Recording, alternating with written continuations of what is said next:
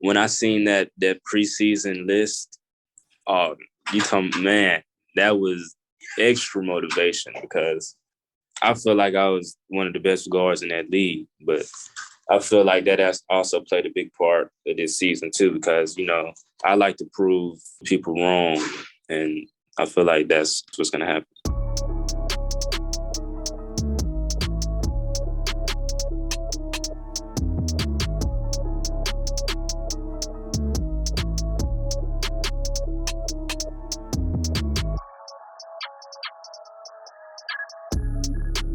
What's going on today? I'm the host, SchuZ Schumaker, and joining me today is one-time MAC All-Freshman Team Selection, three-time MAC Player of the Week, and one-time Lou Henson National Player of the Week. And he's also the man that's in charge of leading Ohio to a 14-3 start, Mark Sears. Appreciate you coming on today, man.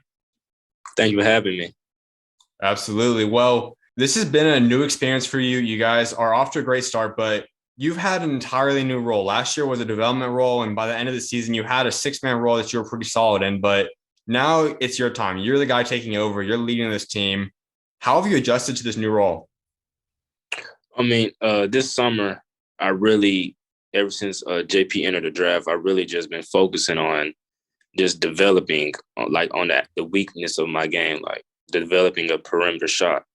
And I feel like just being able to sharpen my weakness, it'll be able to play a strong part in us winning.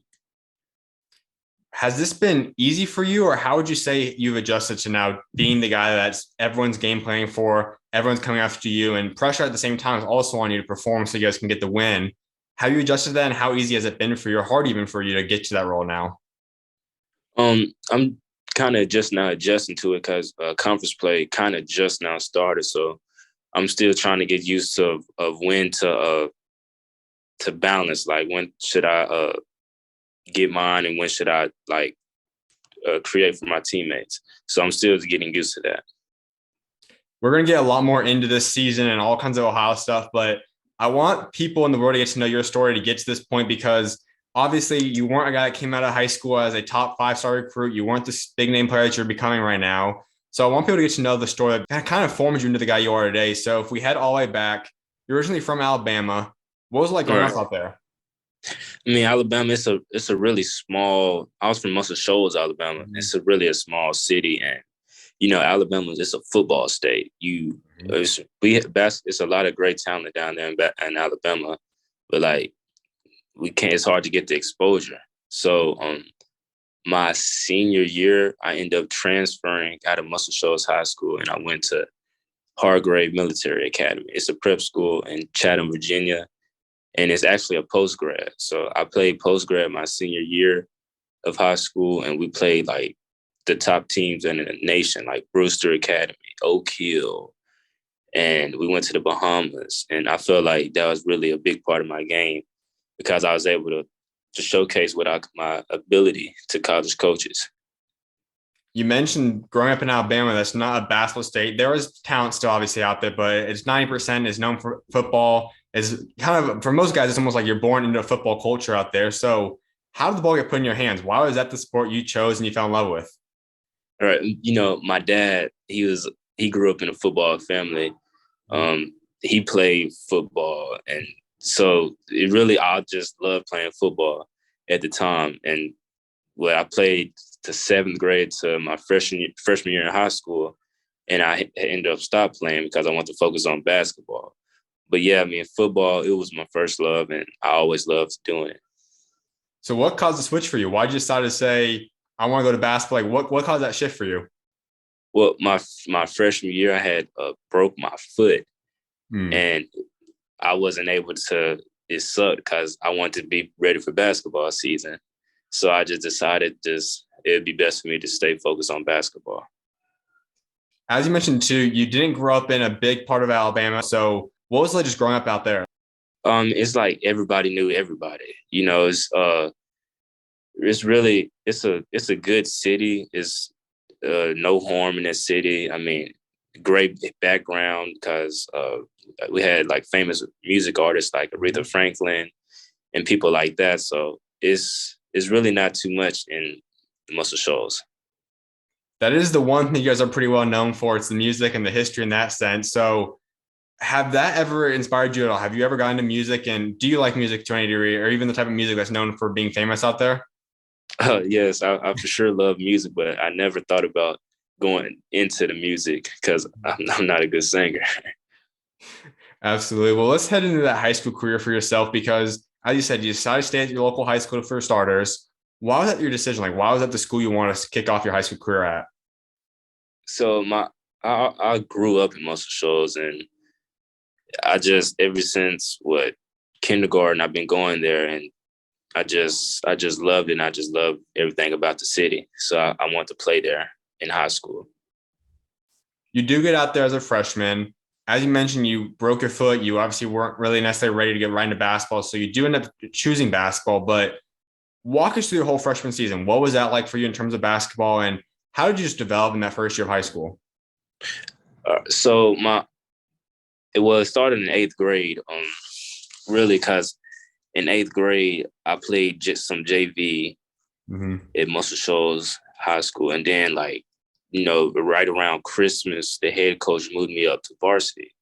So in varsity, I mean, Muscle Shoals is not really known as a basketball school, right? So to fast forward that through eighth grade year, we ended up making to the Final Four, and we had won that game, and we ended up playing in the state championship game for the first time in school history. But we ended up losing by 3 points.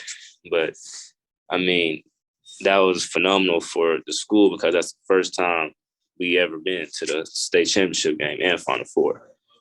But to to follow that up with my freshman year, we ended up a brand new team. You know, the team in my eighth grade year, we had like 7 seniors, and I was ended up coming off the bench. So yeah, brand new team. You know, we didn't really do so good because we were young. But yeah, my freshman year of high school it was pretty good. But my sophomore year, we took that next step and we had lost in like the semis. But then my junior year is when I was kind of playing like with the people that I played with in seventh and eighth grade. And we had ended up making it to the Final Four. And that was my last year at Muscle Shoals. So I feel pretty accomplished with what I did in Muscle Shoals because I've been to two Final Fours in the first, and that's the first time in school history that ever happened. If someone came and told you as an eighth grader that you're eventually going to become a Division I player, was that something that you just were dreaming of? Did you actually think that was going to happen, or what would your reaction have been if someone came and told you that you're eventually going to become the player that you are today when you're coming into high school or coming into eighth grade? I mean, I always had faith that I was going to end up being in the position I am in today. I mean, that's something I always prayed and asked God to be in this situation. And I'm not shocked at all to be real because once I always put in the work, and I believe faith without works is dead. So, and when I'm just working out, it just builds up my confidence. And I, like you said, I just seen myself being in the position that I'm in today since I was in eighth grade. You just said you weren't shocked, but I think a lot of the world out there today would say that they are shocked by seeing this jump because, as I mentioned earlier, you didn't come out as a five-star, which we'll touch up on in a second. Like you were ranked somewhere in the early 200s or something like that. You're a three-star recruit. So your name was still out there, but not to the name and level that you're playing at right now. So how did you Right. go through high school with that underdog mentality in a sense? And how did being someone that didn't get the attention, even the offers you probably deserved, how did that help make you into the player and the person you are today? I mean, it definitely helped a lot, but I would like to say it's my summer when we play the EYBL circuit. I really want to say my 17U year, we had went 9-4 in the regular season EYBL season, and we ended up making it to Peace Jam. And you know how they have like season awards, and I ended up making the breakout team, the EYBL breakout team. You know, it was a big accomplishment for me because, you know, EYBL playing against future NBA basketball players. So that was a big accomplishment for me. And that's gave me the mindset, like, hey, if I can do that against them, I can go out there and do it against anybody. So I really just look at that EYBL and say, man, if I can do it, if I could have done it then, I know I can do it now. Was that the turning point then for you? Was that like when you started realizing, I truly can become a high level Division I player? I know I can do that. Or was that even beforehand? You start feeling like, I could probably play at a high level at Division I? I mean, I think that was the starting point because that made a proven fact that, hey, I can do this at the next level. And just knowing that I'm gonna bring the winning mentality to wherever I went to. We have to touch a little bit on that team as well. You guys had a lot of great talent. One of those guys you mentioned is going to be in the NBA this year, is going to most likely be one done. Obviously, it's not official yet. That's J.D. Davison. He was on that team. You had Colby on that team, who's one of the top players, and Xavier, one of the top players in the Big East right now. You had Tommy Murr, who obviously is one of the top scorers in U.S. history. What was it like just being a part of that team? Oh, it was great, especially us being from Alabama.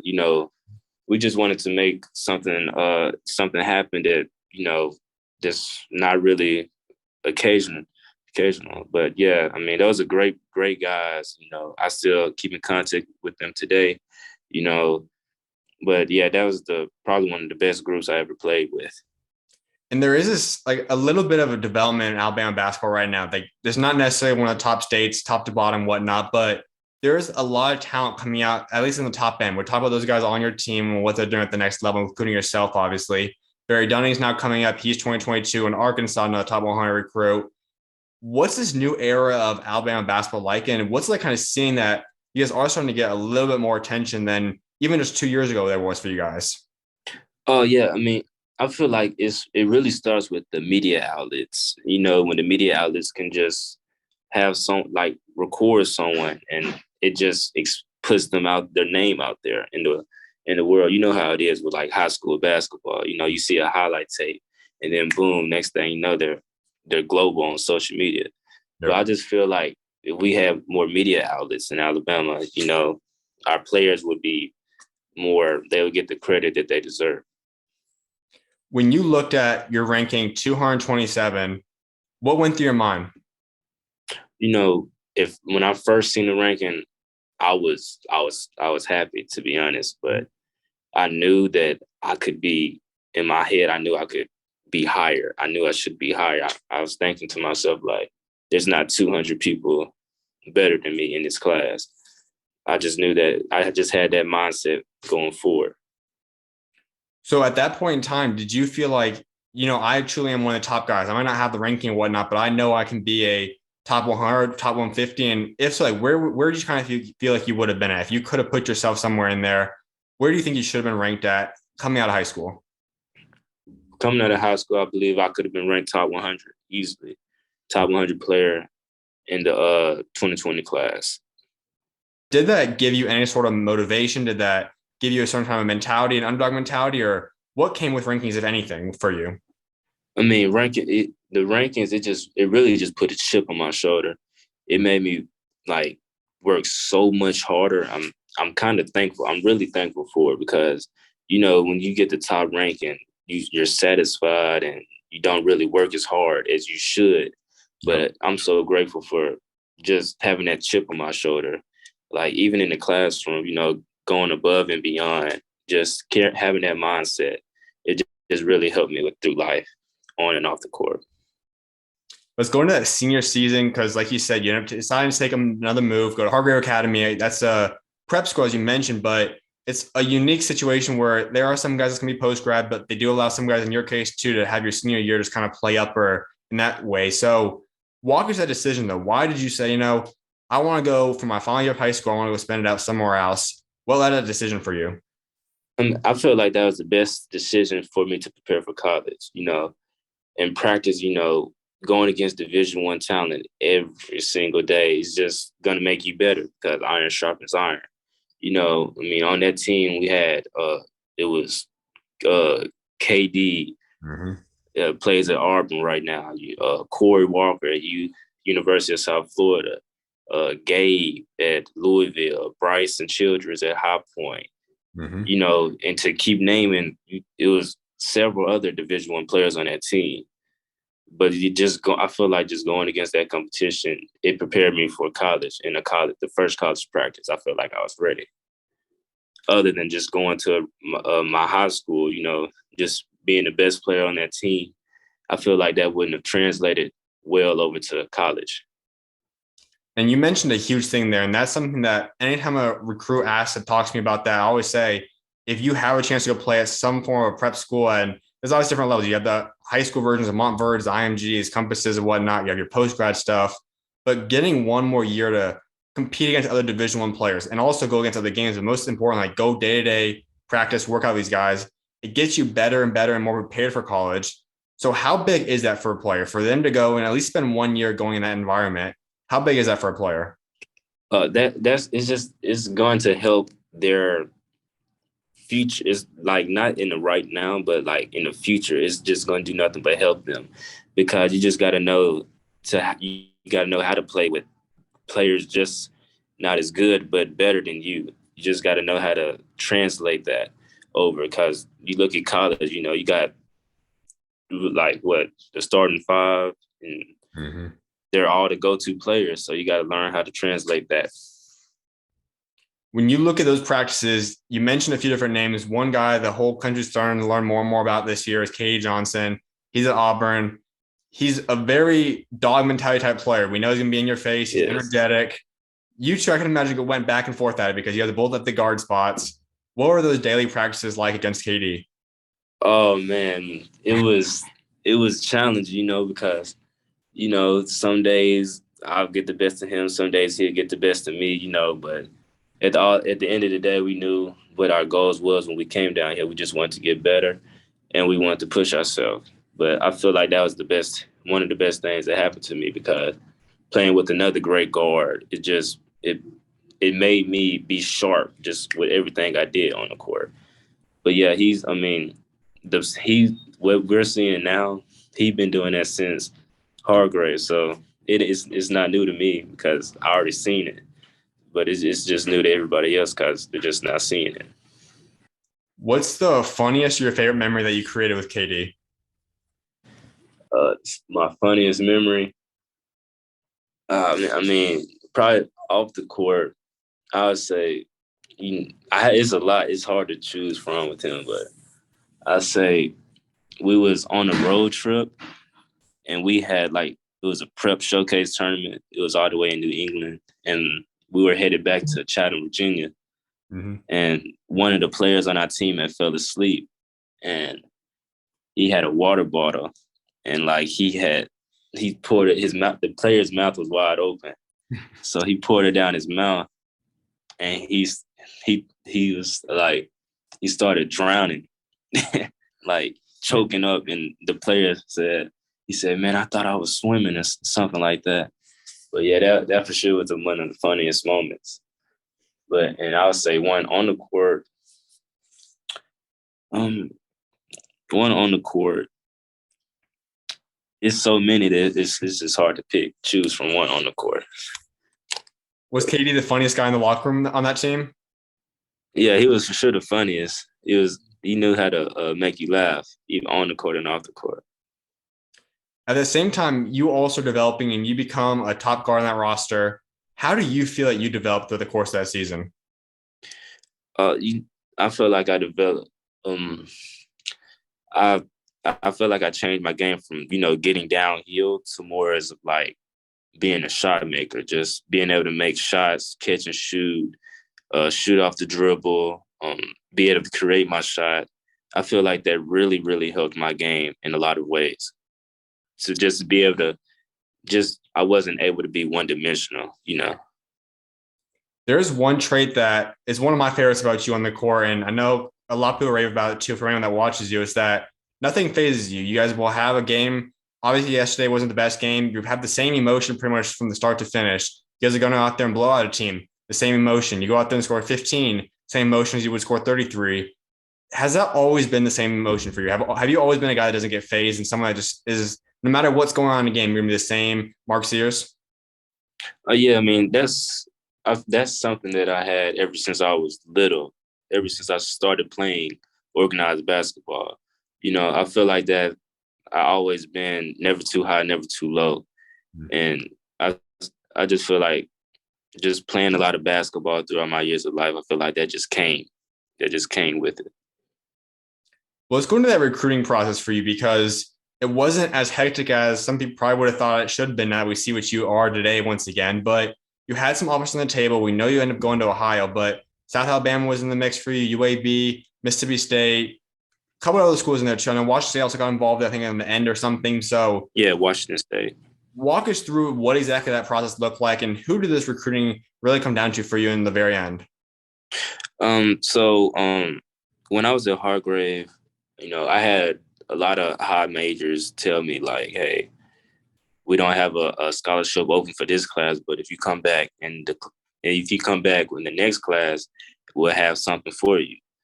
So I was that was the plan originally to reclass, but my head coach at Hargrave had got a job at Ohio, and he had told me, and I had went and took a visit, unofficial visit in the summer, and after the visit, me and my family were just talking about it, and we just seen that it would be a great opportunity to go and play with and learn from Jason Preston. So I just really looked at that, and that was really the main decision for me to go, because I didn't go because of all the other schools' names. I just went because I seen that I would have had the best opportunity to showcase my ability. For the majority of recruits out there, that's not the same mentality. I think it's becoming something more and more guys will accept, and you see more and more guys taking that. We see a couple of top 100 guys go mid-major, whatnot, but that's something that I feel like so many more guys can. Obviously, guys that go high major, it's worked out hundreds and hundreds of times before, but it's nothing wrong with going to a conference like the MAC. This obviously Jason Preston just did it last year, and countless other guys have done it. You go to the Mountain West, the A10, West Coast Conference, et cetera. Like pretty much just about any conference you can do if you're good enough. So how did you kind of embrace that though? Because that isn't easy. Obviously, if you have a school like Washington State, it's a Pac-12 school. You have all these other big schools. Those are schools that are probably more appealing to a lot of people. How were you able to sit back and say, that would be cool. I probably could play there. I think I'm good enough, but this is the best fit for me. I want to choose a school. I just seen that I would like, I knew JP, I knew in my mind that he's going to be a professional athlete one day. So I just knew that me being able to learn and just see how he controlled the team, I felt like that was so much better for me, because I always been the man, or if not the man on the team. So I feel like really just having that year to really watch and just learn, I feel like that was so much better for my game. And it's translating now. You just said that you knew JP was going to be a pro eventually. At that point in time, this is not the JP that we saw by the end of last season and everyone knew his name. That was before I got a lot of hype. Now, those that knew basketball really well and watched that conference, like a lot of us, I knew that he was going to be that special. A lot of people did, but vast majority of people did not know that. So what stood out about his game to you? How did you say, this guy's going to be a pro? I know he's going to be an NBA player soon. I mean, he never let the defense speed him up. He always plays at his own pace.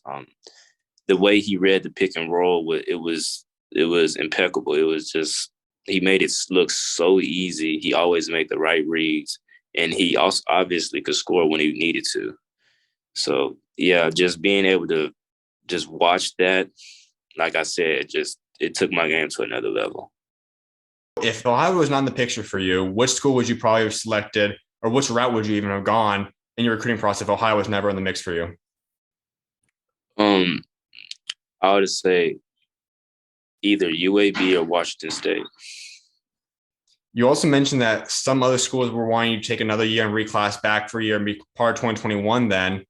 Were any of those schools big, the schools that you were heavily considering? Did you like any of those schools? And if so, like, which school would you say would you have possibly looked at? Maybe a mixture of schools you really would have liked if you did reclass? I mean, it was a lot of them. It was Pittsburgh, Virginia Tech, NC State, and a few others, the Virginia Tech. I mean, they just said, hey, we really like your game, and that they would come to the games at Hargrave. They came to quite a few, And they just really said, man, we feel like if you would reclass, you'll be the perfect fit for our program. But it didn't plan out that way. And I didn't want to choose that route because I was ready to get out of high school. But yeah. For some guys, you will look at that and say, I could have went to different schools and whatnot. But when you look at all of the schools that offered you or were considering you in reclass, if they would have offered you in that 2020 class, do you feel that you would have been ready to go out there and perform at a high level as a freshman? Or was the past year of you getting a smaller role, learning from JP, just critical in making you who you are today? I feel like, if I would have went somewhere else and played a big role as a freshman, I mean, I would have had a lot of ups and downs, as a freshman coming into college basketball, it's that freshman wall. But I feel like I would have been able to compete, but it would have been some point in the season where I probably would have just lost my confidence. But, having JP, just watching him and learning every single thing and him teaching me and just having him break down, watching certain players and to try to be a sponge and use that in your game, I couldn't have got that anywhere if I would have chose to go to UAB or Washington State. I wouldn't have been able to learn the game and just sit down and make the game easier. I wouldn't have got that anywhere else. You head out there, you get on campus. This is college now. You obviously have to go through this time where you're adjusting to a certain sense, and it's not easy because of COVID. We'll touch on that in a second too. But when you were just getting ready to go out there, you knew that you weren't going to be starting. You knew that was JP's role for this year at least. How was your mentality heading into the, what did you want to accomplish? Were you okay with the backup role? Just take us through your mentality heading into your freshman season. Heading into my freshman season, I just wanted to do anything I could do to get on the court. Even if I got a minute, I want to make that minute turn into 2 minutes, make that 2 minutes turn into 5 minutes. I feel like I had to do anything I could do to earn the coach's trust to, hey, you can throw me the ball again. You mentioned your high school coach at Hargrave ended up becoming your assistant coach now at Ohio. Was that easier for you? And how much easier did that make it for your transition to be able to have Coach Marin out there to, in a way, just have a similar person you kind of already know? You're familiar with him. You know what he's like. How big was that for you, your freshman year and even today still? I mean, it is tremendous. Just having that coach that you can go to when times get tough and you just be able to talk to him. Being able to just go out to eat with him whenever. It played a big role in why I'm here today. And the other guy, the head coach out there, Coach Bowles, and he is one of the more underrated coaches in the country. He has, I can imagine, going to have a lot of opportunities to even coach at higher levels throughout the rest of his career if he decides to go that path someday. But what makes Coach Bowles so special? What allows him to become this underrated coach, that's up and coming coach in the country? He's a player's coach. As a basketball player, you want to play for a coach that can relate to you, and he is that. I mean, he's jokes around and plays with us, but when it's game time, you'll know when it's game time because it's about business, strictly about business. But he, even after the games we win, he's coming in the locker room, he's dancing, and just the energy levels is crazy, and it's just fun to be a part of. I feel like any athlete would love to be a part of what Coach Bowles and what he's doing. Did you guys click right away? Did it take some time to adjust, or when did you two really start getting on the same page? I mean, it really, I'd say when JP had got hurt, we hurt his hamstring, and I had to just step up in that starting role for the first 4 games. I really said we started to get on the same page then, and really after the season when JP declared for the draft. When you walked into that season, as I said earlier, there was COVID going on, and that's obviously was difficult for everybody. It caused seasons to be messed up. Schedules constantly changing. The protocols were intense. How was that adjusting for you, and how did you get used to the COVID season? Freshman season, on campus, it wasn't even a full campus. It was probably like 5% of the students that was on campus. So, I really didn't get that college-like atmosphere my freshman year, and it was really just all the athletes on the campus. So, and we were so spread it apart, it didn't really feel normal. And there is the guy we've talked about quite a bit, and that's JP, where I do want to get into a little bit of your guys' relationship because he obviously was the guy, he was the leader of that team, and you're the freshman that comes in. So did you two click right away? Was it just you guys became cool right away? Did it take some time to adjust? Walk us through just how you and JP became a duo and also just kind of a mentor and a friend at the same time throughout the course of your freshman year. You know, I feel like it really started when the season kept going and going, and we had our ups and downs, like when we were losing, when we were winning. I feel like our relationship really came together when things were when things were going down with the team. He was just teaching me. He would send me clips on like these NBA players on how they do things on and off the court. Just having that mentor just to help me, it was really big. What was the biggest lesson that Jason Preston taught you in your freshman year? In my freshman year, I'm the new one on campus, and I was like a shell, and JP told me that he was the same way as me when he first came to college, and he really just helped me being able to open up and talk more and being able to communicate with the coaches and the coaching staff when you don't like a certain thing, just being able to open up your mouth and communicate. And that really played a big role. We all know that he was the best passer in last year's draft class. He's already one of the best passers in the NBA, I'd say. Obviously, we haven't got to see him play yet, but he's one of those special type of passers. So what is the craziest pass you've seen him pull off, whether it be at a practice, a scrimmage, just messing around in a game? What's the craziest pass you've seen JP throw? I would say in a game we was playing against Miami, Ohio. I think it was on CBS Sports Network on national TV. Mm-hmm. He caught the ball on the right block, and our wing, B-Rod, he had cut to the hoop. And while the defender's on JP's back, he makes a behind-the-back pass. And I don't know how it made it, but he threaded a needle, and B-Rod ended up making the layup. And it was on everybody's highlights after the game. But that was the best pass I've probably seen in game in a while. When you guys were just scrimmaging, I don't know how much you guys probably did actually because of COVID, but when you guys did ever get a chance to do something like that, did it take a little bit of time for you to start catching and being aware to look for those type of passes? Because a lot of guys, most guys are not going to be throwing passes when they're not looking at you. You kind of have a feeling for when it. So did it take you time to adjust to no-look passes at practice? I mean, yes, as the season got going on, I started to be aware of, like, he's trying to make this type of play or this type of pass. Mm-hmm. And I try to, take his vision away. But when I first met him, I mean, it was hard to stop. It was really hard to stop. What's your favorite memory you did create with JP throughout your year, though? And during our run to the NCAA tournament, I still remember that like it was yesterday.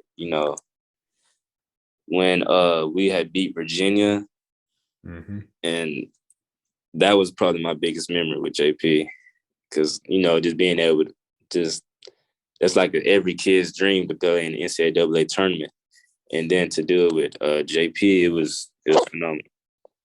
All right, well, let's hop into this season a little bit deeper in your perspective. So, in a way, when you look at the development of a player, it was pretty much set up perfectly for you. When you talk about getting to learn from a top player in JP, you get a good vengeful six-man role. Obviously, no one wants anyone to get hurt, but JP has an injury happen, and it allows you to get a little bit of a feel for what it's going to be like starting. So, kind of let's go through the season, though. You obviously started, like I said, coming off the bench, starting to feel yourself get that role. Then you get that spot where you get a time to shine. I think it was 5-6 games, something like that. How big was those time spans for you, and just what was that freshman year like for you personally? Even when I wasn't really getting to play as much, I just had that chip on my shoulder that I knew that when my opportunity would come, I would be ready for it.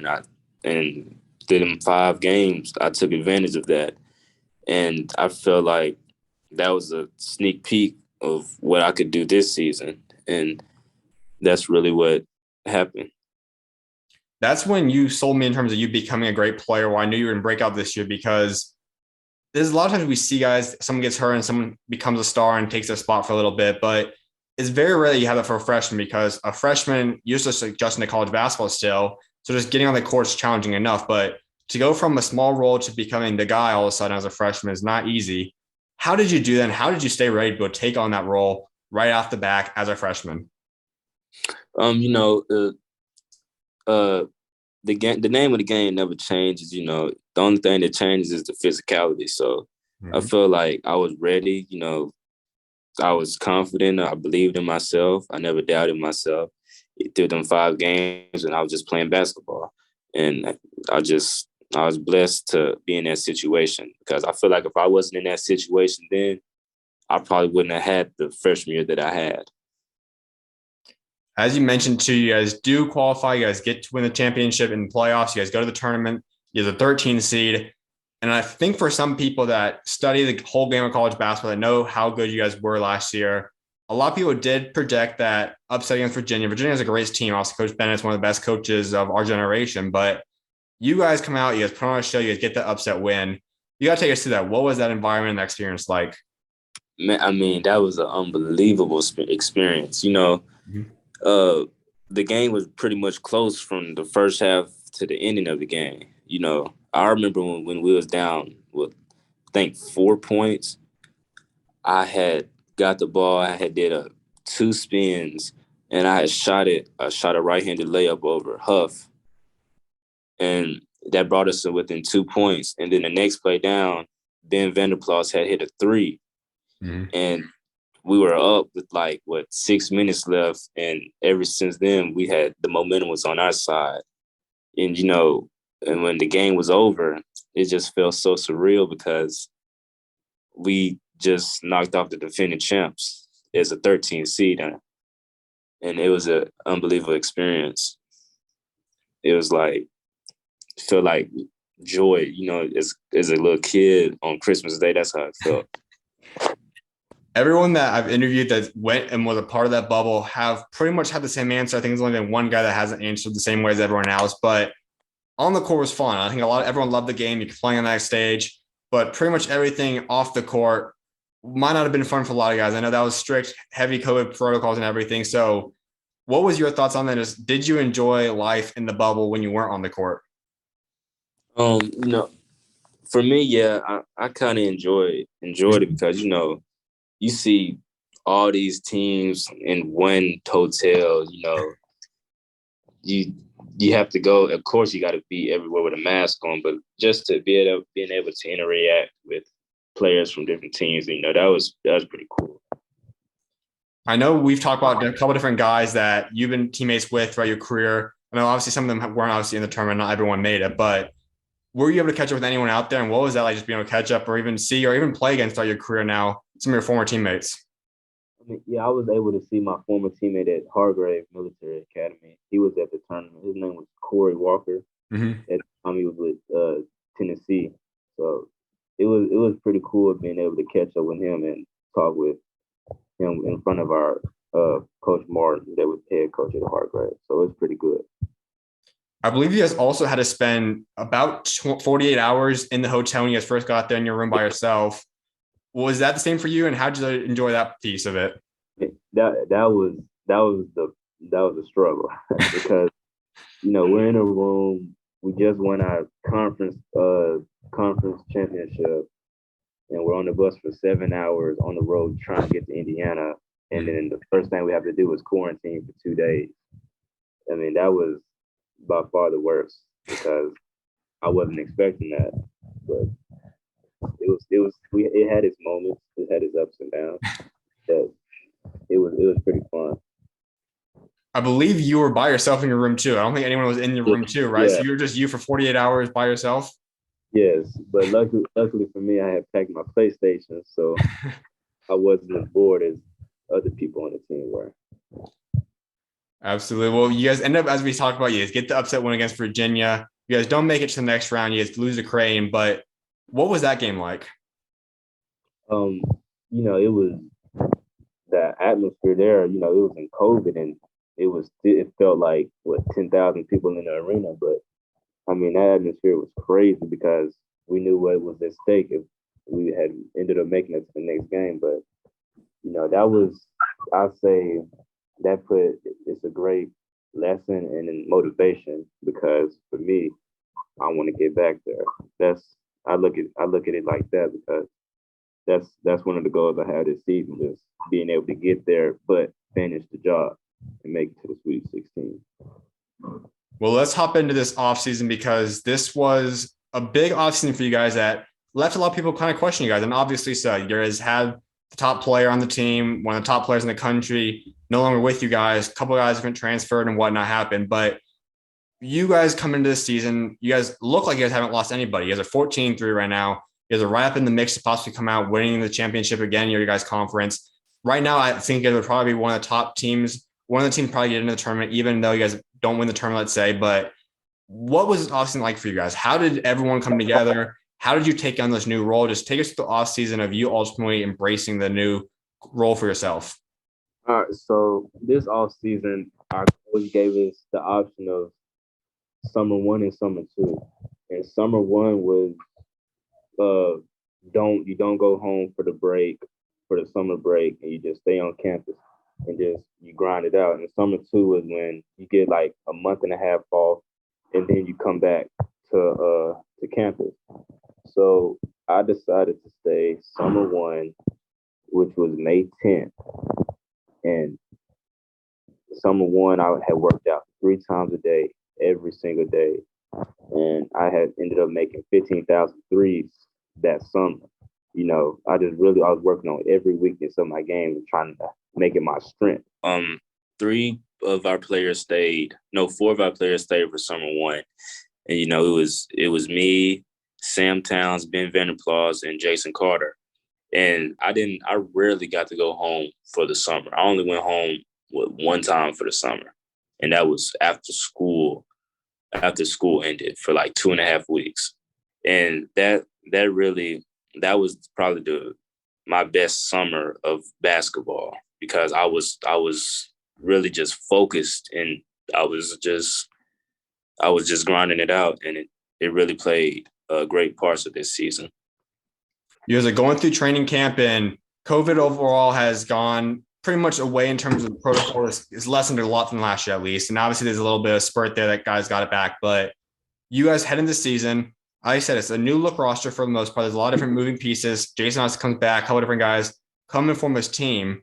Did you guys feel that you guys were going to be able to be just as successful as last year, have a 14-3 record going into this point of the season? Or have you guys even maybe shocked yourself a little bit? Coming in the season, I felt like all the work we had put in the summer, it's not a surprise of what we did this season and what we're going to do this season. That's just a prime example of when you put in the work is always going to show. So I feel like nothing we did this season is based off on luck. I feel like it's based off of hard work. If you want something, you got to go get it. For yourself personally, you obviously have had one of the biggest breakouts in the entire country this year. And the preseason all conference teams came out. You were on then. Obviously, it makes sense in a way. Obviously, no one knew exactly what you're going to do. But when you walked into the season, did you feel that you were going to have this type of year? Obviously, you're going to be on one of those 2 conference teams. First, second, we'll see what happens in the next couple of months. But did you feel that you're going to have this special of a season? Oh, yes, for sure. And when I seen that preseason list, man, that was extra motivation because I feel like I was one of the best guards in that league just off of confidence and putting in the work. But I feel like that has also played a big part of this season too because, I like to prove people wrong. And I feel like that's what's going to happen. You're averaging 19, almost a little over 19 points per game, 5 rebounds, 3.6 assists, nearly 2 steals per game. Is this as good as you thought you'd be playing, or do you think could you have been playing better, or how do you view your season so far, in your opinion? So far, I feel like I shocked myself a little bit. I didn't think I was nearly average as much as I'm averaging now. Mm-hmm. I thought it was going to be with like mid 13s or like 5-3. I never imagined it being like this. We talked about Coach Bowles a little bit beforehand, but now you have to have a really strong relationship with him because we know coaching every player needs to have a strong bond, but especially the point guard. You have to be close with coach. You're going to have to be the coach on the court. So how has your guys' bond now grown this season? How have you seen his trust expand more and more for you now over the duration of the year? I mean, it's big time, because as a point guard, you got to be an extension of the coach on the floor. So, that's a big part. Just being able to have that strong relationship with Coach Bowles, just going in, just talking to him when things aren't right or when you're even just frustrated, just being able to have that conversation and him just being able to listen and understand where you're coming from. And that plays a big part of why we're winning. We're already a lot of games in this season. I think you guys are at 17 now. You've yet to score under 10 points. How have you been able to manage to do that? That's something I really never thought about. I always just take advantage of when I see I can make a play happen for me or myself. I do it without hesitation, and that comes along with like shooting a wide open shot. You just gotta do it without hesitation. You guys were on a 9-game win streak. It just got snapped yesterday to Toledo. How big was that win streak for you guys? Because that's obviously put you guys into a lot of people looking at you guys nationally now. You guys really got a good start into overall standings, especially your conference standing as well. But how big was that win streak for you guys? It was great for us and our program because we was getting a lot of national attention. A lot of people on our team was getting individual accolades. I mean, that played a big part. That winning streak was like one of the best we had since like in the 1980s. But just to know we were capable of doing that, that's just more motivation just to want to do it again. But I feel like we did need it. We needed that loss to Toledo just to humble ourselves and know that, hey, we can't just roll the balls out and beat anybody. What game are you most excited for the rest of the season? If you could pick one game you have circled on your calendar, which one is it? I would say all of them, but if I had to choose one, I would say Toledo. When you do look at the rest of the season, your team, as I said, is right now, I think you still would make the tournament no matter what happens in the championship. Obviously, you guys want to get that so it's secured, but what do you guys want to accomplish statement-wise? You guys want to send, like, what is the team goal going for the rest of the season? What do you guys want to accomplish before you guys get to the tournament? Just to continue to get better every single day. I feel like we're not at our best yet. I feel like we have another level to reach as a team. And once we do that, I feel like we're going to be very hard to beat. Absolutely, man. Well, a couple more things before I let you go. One of those things I like touching up on is everyone wants to be remembered for something. So when your time at Ohio does come to a close and you decide to walk away from the team and go play pro, rather be NBA or overseas, whatever it's going to be for you down the road, what do you want to be remembered for what you achieved both on and off the court at Ohio? A great teammate, and a winner. I want my teammates to be able to say, hey, I love playing with him. I mean, I love him as a human on the court and off the court. What would be your goals for your career? If you could put together a list, record you want to set, team accomplishments, jersey retired, possibly even, what do you want to accomplish throughout the rest of your Ohio career? Win the MAC regular season championship, obviously win another conference championship and, make it to advance to the Sweet 16 and possibly Elite 8.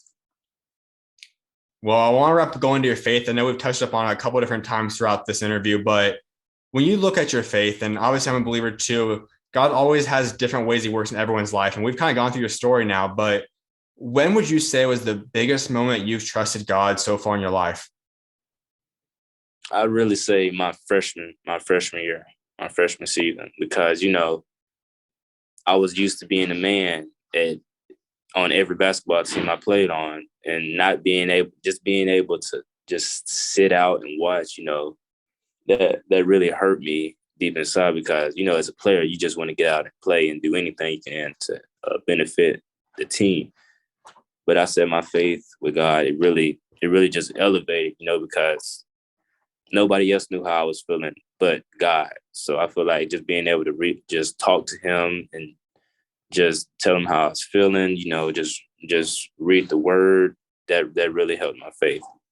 When did you first start really forming that personal relationship with God? I say ever since I was little, I grew up in church, and my mom and dad, they were really on me with that at an early age. And I feel like that was one of the best things that could have ever happened in my life, because just to know that I'm not alone and I can always talk to God whenever I want to. As you've gone through the ups and downs of your career, how important and critical has it been for you to have God and have that faith in him? Oh, it's just, even when I have the good games, I always just praise him. I just thank him. I just give him all the honor and the glory. Even on the bad games, I just thank him for allowing me to be in the same position that I am in today.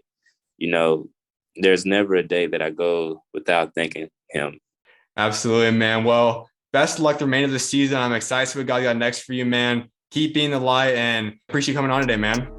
Thank you. Thank you for having me. Of course, you're always welcome on, man. God bless. Too.